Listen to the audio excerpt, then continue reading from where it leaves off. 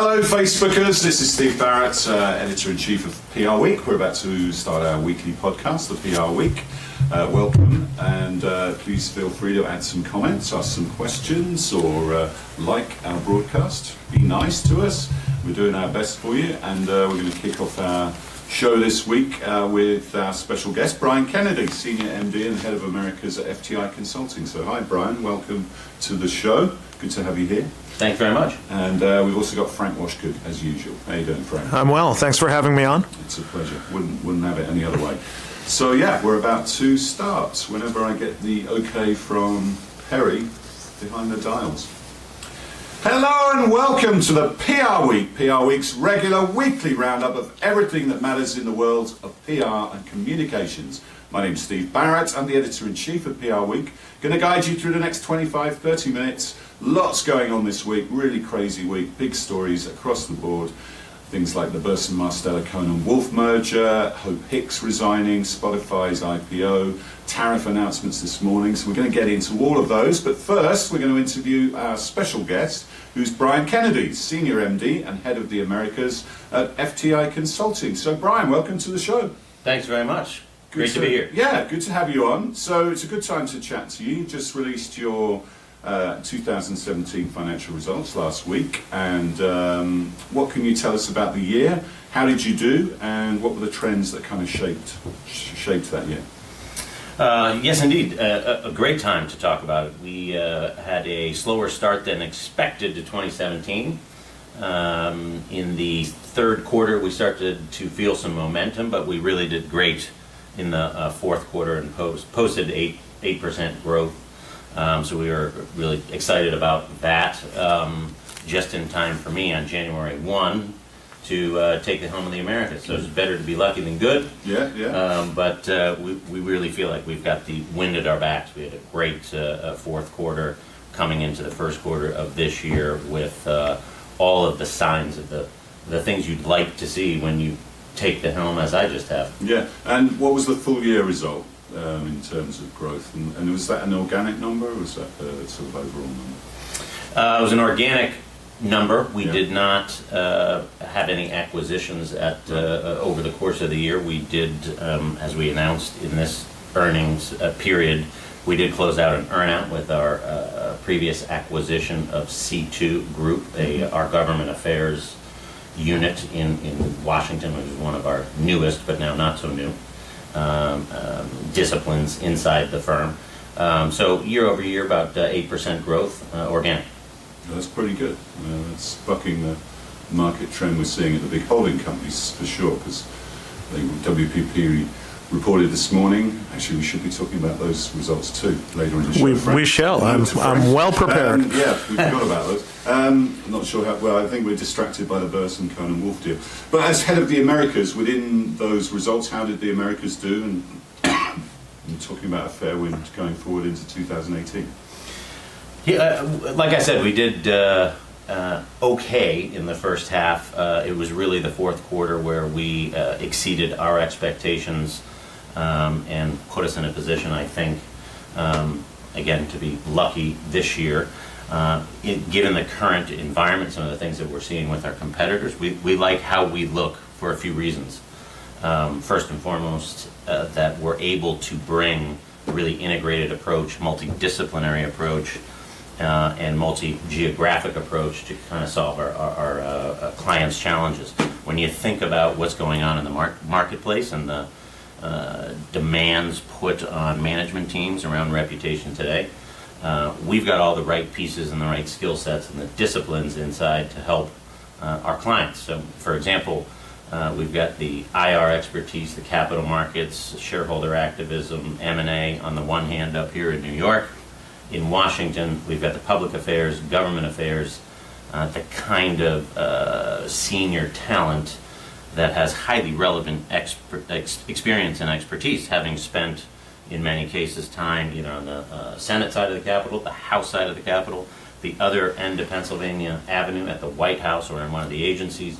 We had folks who were senior communicators in the SEC, DOJ, at the White House itself. So we've just got this really deep bench of exceptional talent with heavy industry expertise as well. So being able to anticipate today and work through challenges for our clients today based on the current environment, you need all those different disciplines to be able to kind of have a real thoughtful and ultimately effective strategy to deliver to a client. And given the regulatory universe we're living in as well, especially if you're talking about transactions that require regulatory approval that are cross-border, we can bring all that expertise to bear, and that's something that our previous CEO, Ed Riley, was thinking about for a long time, a vision he had. How do we bring this all together? We're seeing the benefits of that now. Yeah, and tell us about, for those who don't know the group as well, how you fit into it, because you're a bigger group, a bigger consulting company. So how does your unit fit into the overall structure, and how does that work? Yeah, the background on that story is really an interesting one and sort of speaks to one of our competitive advantages. FTI Consulting is a business management platform, global, that has corporate finance, economic consulting, forensic and litigation consulting. In essence, every event-driven challenge or opportunity that a company would face, from M&A to litigation to certain kinds of crises, that existed, those four pillars. The insight and forethought, I guess, of the founder at that time, a guy named Jack Dunn. Jack said, hey, everything that we do for our clients around the world involves a severe, serious communications challenge that cuts across all stakeholder groups, principally the capital markets at that time, but then also now more and more employees, customers, all in an integrated one kind of constituency type of mindset. He then went out and found what was then called FD, Financial Dynamics. Yeah. Financial Dynamics is now, that was the core of what is now our financial is now of our strategic communications segment. So FD became Stratcom, and that gives us competitive advantage, being this multidisciplinary communications division within a broader business consultancy. Because we can tap our PhD economists in our economic consulting group to do economic analyses that support public policy challenges, or solutions specific to acquisitions. If there's litigation, we have litigation experts, e-discovery technology. And I can go on, but I'll stop boring you here. The point being, what we're able to do is bring different key pieces, unlike many others, together to help have a integrated solution for our clients. And more when I go to talk to management teams and talk about the kinds of things that we are bringing together and that we can bring together for them, it's eye-raising, it's outright eyebrow-raising. Who do you bump up against? And presumably you're up against the Brunswicks, the sort of Joel Franks, the Abernathy McGregors, and these kind of companies, the Finsburys, but also the management consultancies, presumably, especially at the wider group level, the McKinseys, Accentures, etc. How's the market, and who are you bumping up against in pitches? It's a great question. It really depends on the market.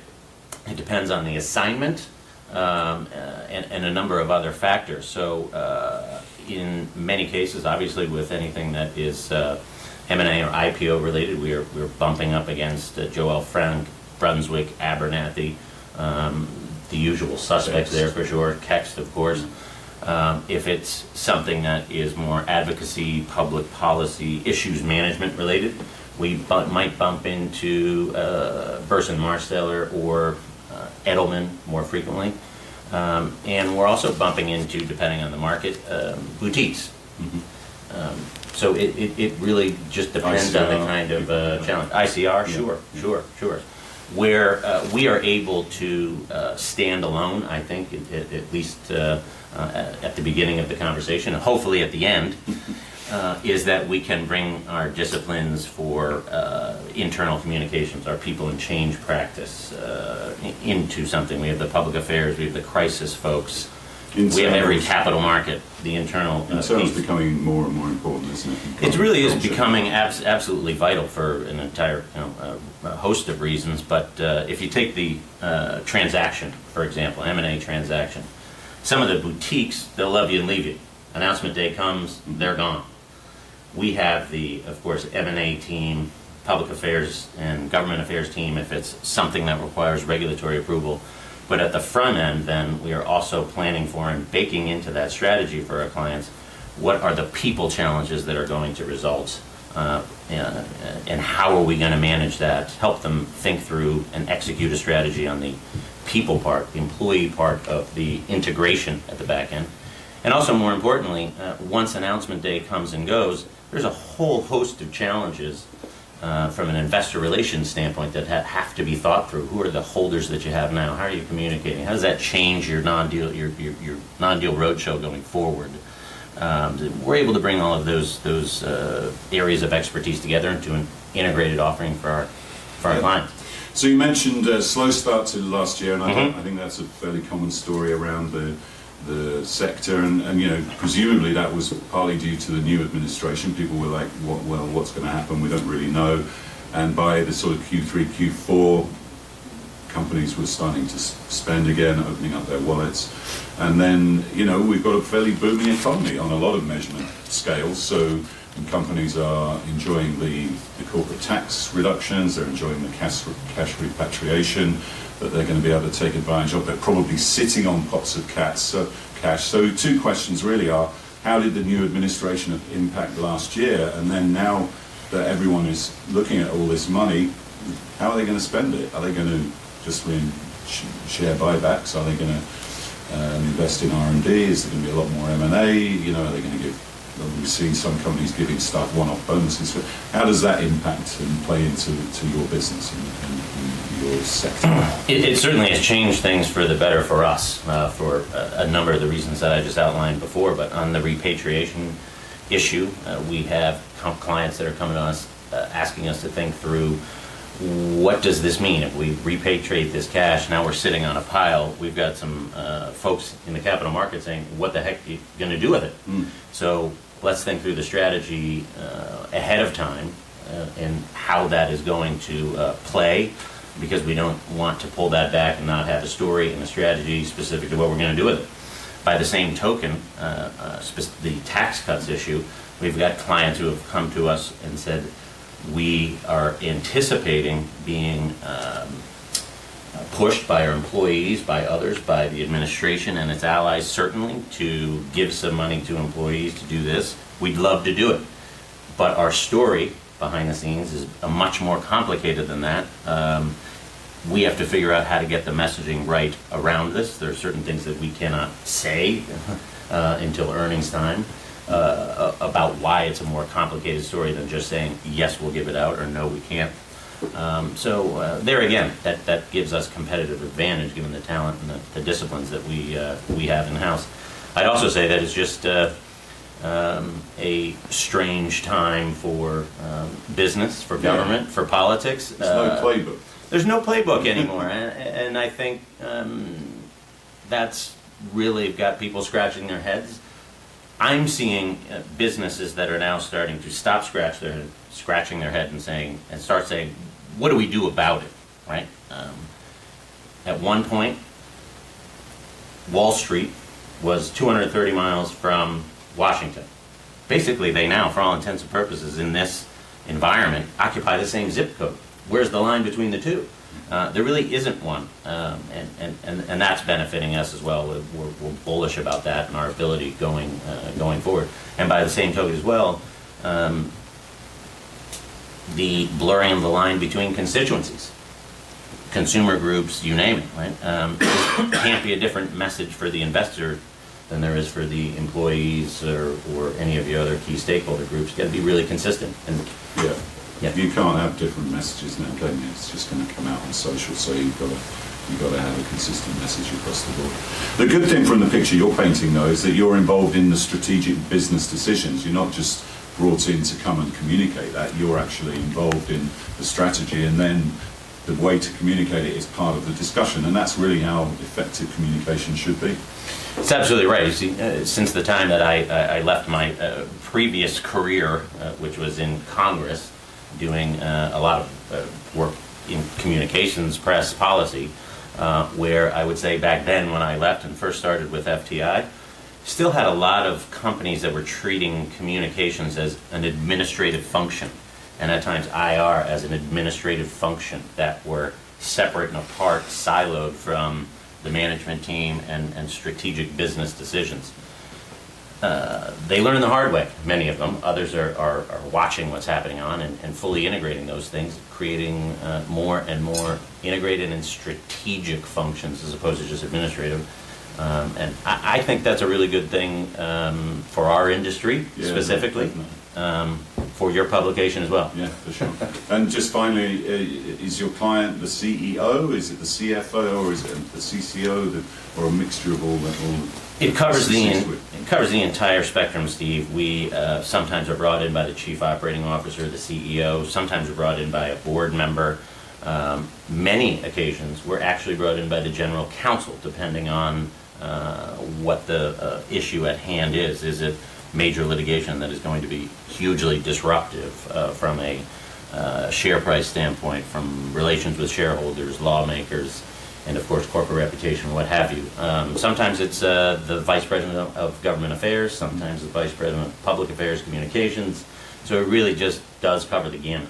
Yeah, lots of people to be on the radar for sure. All right, lots of those stories we're going to talk about this week actually play into the things we discussed there, so it'd be great to get your view on some of these. But Frank, talk us through the first one. Should we start with Hope Hicks? Well, sure. If you'd like, that was a no, wasn't it? Well, if you'd like, I was going to talk about WPP earnings first, since we mentioned those. Let's talk about that in the context of the Burson and Conan Wolf merger. Right, so can't say it was a huge shock this week when yesterday it was announced that Hope Hicks is going to be stepping down in the next few weeks sometime. She's the White House Communications Director. That's right, and there's a lot of speculation about who her replacement is going to be. Everybody from old hands like Jason Miller, who worked on the campaign and abruptly stepped back, shall we say, before the administration started, and to more unconventional names. Jace, yes. More unconventional folks like Stephen Miller, known for his TV appearances. Yeah, so he fell asleep, didn't he, this week in the session? It's not the most flattering photo of him this morning or this week going around, sure. So yeah, it's going to be interesting to see how easily they can replace her, because the buzz is that not a lot of people want that job, and it's an extremely difficult job when your boss can just say stuff off the cuff like that. Yeah, what have you, as someone who knows that world, Brian, what have you made of the last 15 months? Because we've had the whole Spicer thing, we've had the mooch, the brief mooch weeks. And I should point out, I've kept my job on. He kept his. I should point out, she was the fourth communications director during that time, which is kind of remarkable in and of itself. But she's been closely involved. Yeah. She's a close confidant of Donald Trump, the president. She had, if you think about it, the White House press secretary or communications jobs is so demanding that 18 months is pretty good, tenure really, for in normal times.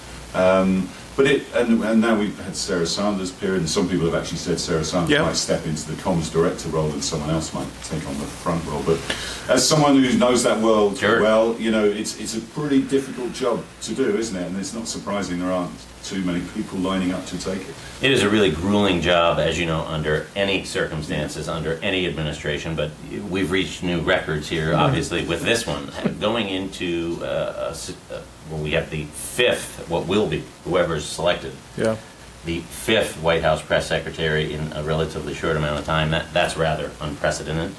Rather unprecedented that we've had that many ignominious departures from that position.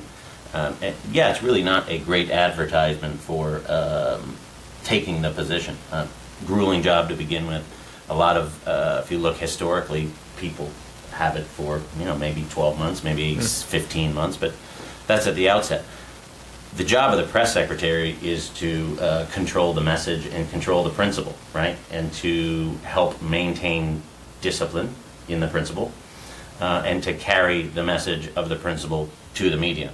That is a very difficult thing to do when your principal is unpredictable, in some ways, many would say uncontrollable, and when you have to look at that. He has a Twitter handle that you just don't know what he's going to do when.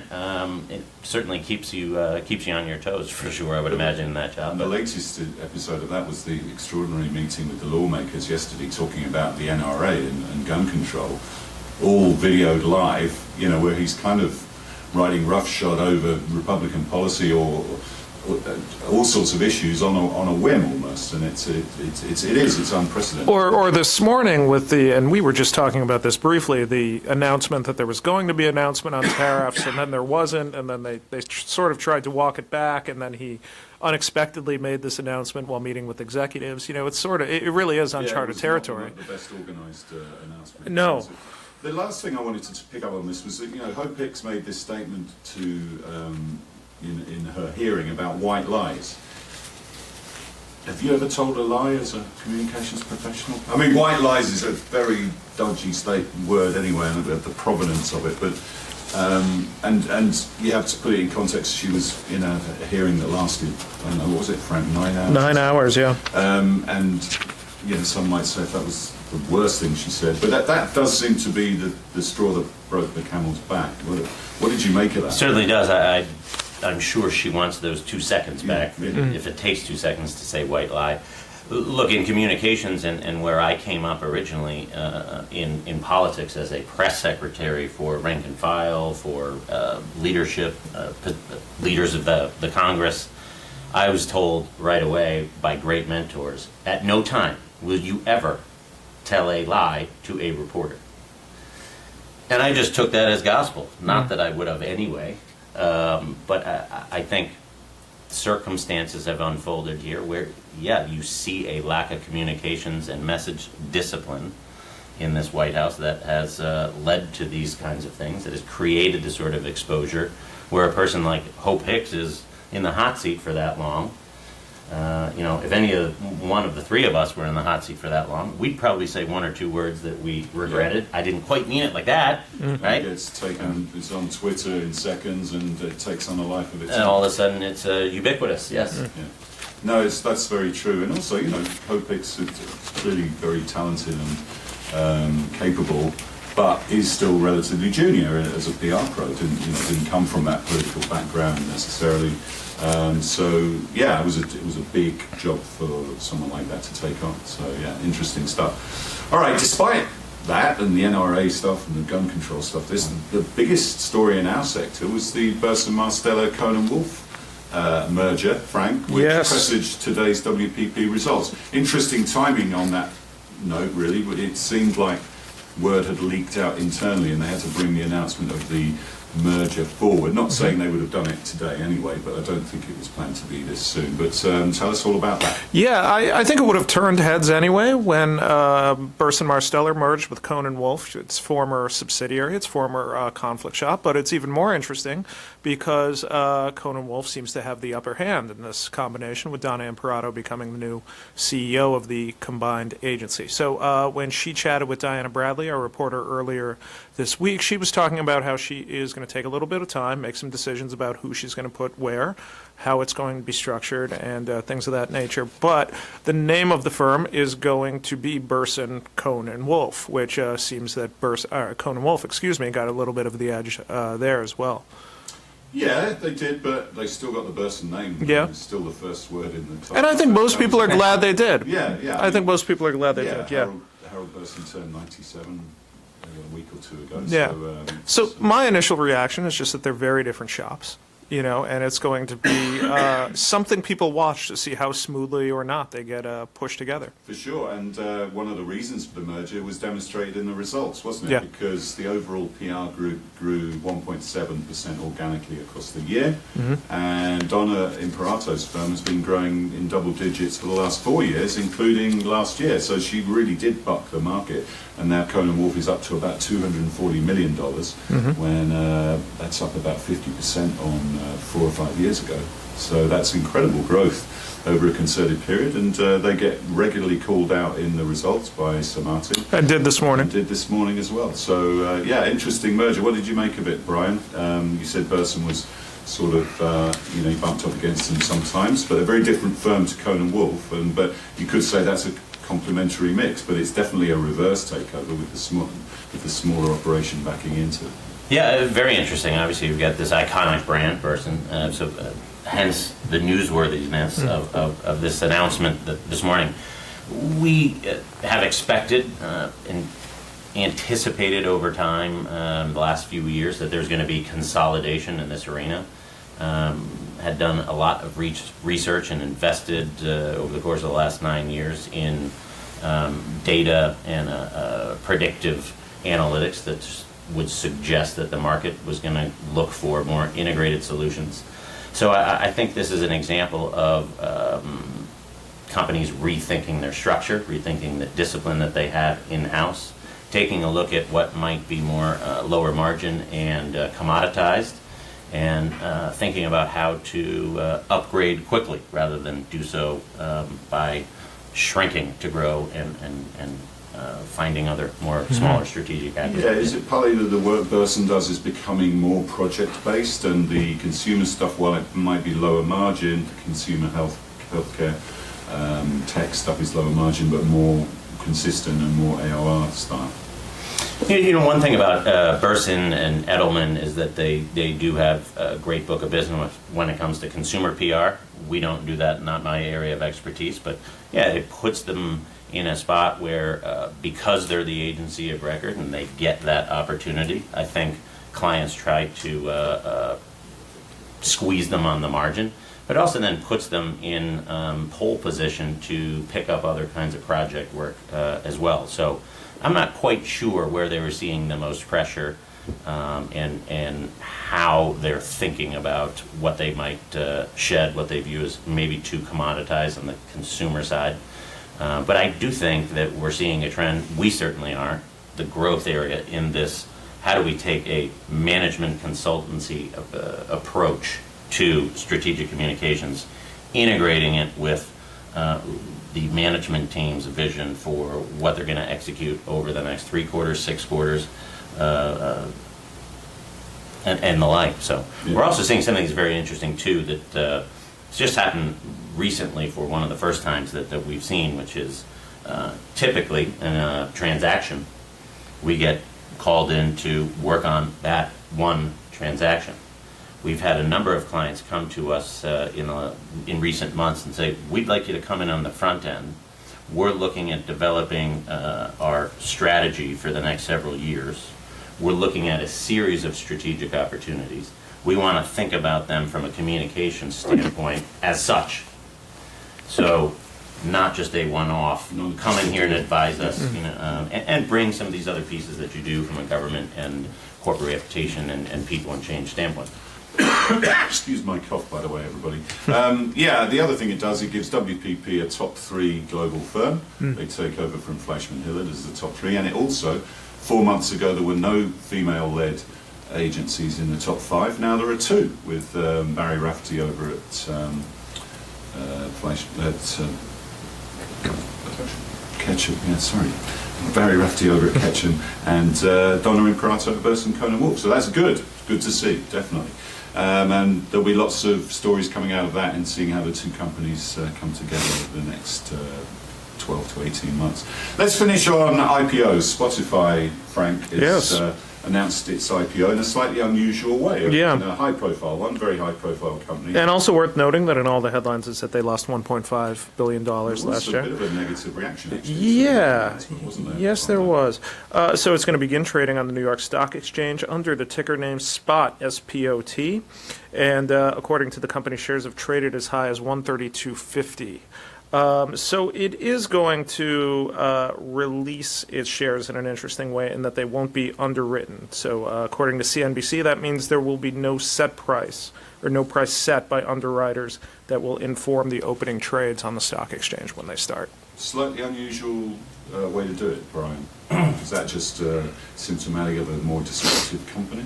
What did you make? Definitely a disruptive company. Definitely perhaps emblematic of a tech-type culture, but it's really creating additional risk. As you know, the traditional capital markets really freak out, to put it crudely, when they don't go through those typical channels. In essence, what you're then doing. If you're Spotify, you're taking on the risk of having the consumer of the product and other forces creating the narrative determine the value for the price. That's very tricky. It's very tricky and risky, I think. Yeah, it is. Although you could say that in this case, maybe the consumers understand the product better than the analysts who might not be Spotify users as much as the average consumer. So maybe it's an interesting... Absolutely, no question there. I mean, their loyalty figures, I'm sure, are exceptional. We know their subscriber numbers are exceptional. It's a very unique product. Yeah. So maybe at the end of the day, that might have been a brilliant strategy. But everybody that I've talked to in our capital markets and M&A and IPO groups today, the unnecessary risk. There are companies, aren't there, like Alibaba, that is really only in the US as an analyst play, and a lot of the analysts really don't know what they do. So that's the whole part of the explanation where companies like yours come to help is to explain what that company does. Yeah, I think if you think about a publicly traded manufacturer or any other kind of company that is about to roll out a big new product line, would they do so without spending money on marketing and explanation, education, advocacy, increasing awareness, penetration, that kind of thing? I would equate it to a little bit like that. If you're going to roll out a $20 billion new product line, you're going to put some money behind going through normal market channels to make sure that you're educating, in a sense, advocating along the way. Not that you could do that in a quiet period before an IPO, but... And, of course, Dusty Tucker-Jenkins, a former guest on the podcast, former head of comms at Target, is now head of comms at Spotify. So, interesting new role for Dusty. All right, Brian, listen, fascinating to chat to you. Thanks for being a guest and telling us all about FTI and your opinions. Really enjoyed chatting to you. Just a couple of customer service announcements. The PRWeek Awards are on the 15th of March. That's only 2 weeks away. I think you're shortlisted, actually, at least in one category. I believe our former CEO, Ed Riley, is shortlisted. Well, that's nicely put. Is there a ballot box around here? That's very nicely done. And the Brand Film Festival, our collaboration with our sister title campaign, where we profile the best in cinematic storytelling. That's on the 3rd of May in New York City. Great event, really great event. And our global awards are in London on the 15th of May. So do check those out, get your tickets if you haven't already, because they're selling out fast, and all 3 great events. If you are submitting information to our agency business report process, please do so soon, because the deadline has almost passed, and you haven't got long to do that. But that's all we got time for this week. We'll see you next time on the PR Week.